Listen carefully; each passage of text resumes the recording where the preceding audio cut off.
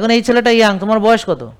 হ্যাঁ, ও যেমন 28 বছর, ও এখন যদি আমি যা বলছি মানে, ও যদি এখন থেকে মানে, ওর যদি মাথায় বুদ্ধি থাকে, তাহলে মরার আগ পর্যন্ত এই ডিসিপ্লিন মানলে মরার আগ পর্যন্ত ওর জীবনে কোনোদিন হার্ট অ্যাটাক হবে না ইনশাল্লাহ, ওর কোনোদিন ডায়াবেটিস হবে না, ওর কোনোদিন ফ্যাটি লিভার হবে না, 60-70 কিচ্ছু হবে না, আমি গ্যারান্টি দিয়ে দিব ওকে।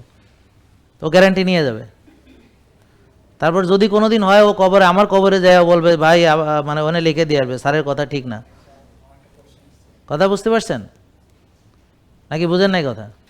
তাহলে এখন আপনি প্রথমে আজকে যারা এসেছে, যেমন যারা সুস্থ, যারা দাবি করে আমি সুস্থ, যেমন ওর মতো বা এরকম, তারা আগে দেখবে তার রিপোর্ট কি।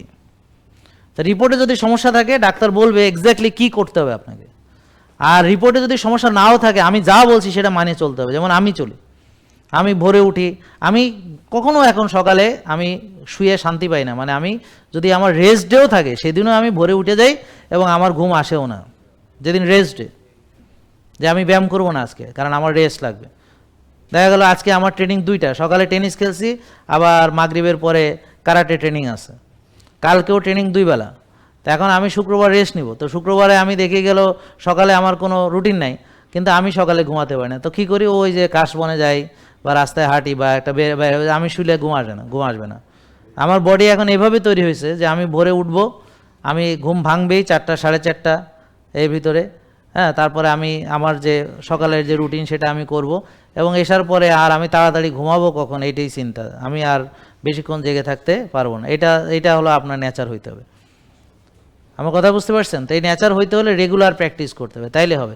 তাহলে এখন আপনি আমি যে নিয়মগুলো মানি সেটা মানলে আপনি সুস্থ থাকবেন। অর্থাৎ আপনি যে নিয়মগুলো আপনার মানা উচিত, মানে একজন মুসলমান হিসেবে হালাল তৈব খাবেন, 1 ভাগ খাবেন, ক্ষুধা লাগলে খাবেন, ক্ষুধা থাকতে থাকতে খাওয়া শেষ করবেন, রোজা রাখবেন, বাড়াবাড়ি করবেন না, হ্যাঁ, ছাড়াছাড়িও করবেন না, কায়িক শ্রম বা ব্যায়াম করবেন, শক্তির চর্চা করবেন, আর্লি ঘুমাবেন, ভোরে উঠবেন, রোদ্রে যাবেন, ঘাসে হাঁটবেন, হ্যাঁ, যেভাবে আল্লাহ বলেছেন ওভাবে 5 ওয়াক্ত নামাজ মসজিদে গিয়ে পড়বেন, হ্যাঁ, এইভাবে যা যা বলেছে এভাবে মেনে চলবেন। এটা হলো আপনার কাজ। এখন আপনার রোগ থাক বা না থাক, এটাই আপনার কাজ। জেকে লাইফস্টাইল, ওষুধ মুক্ত সুস্থ জীবন।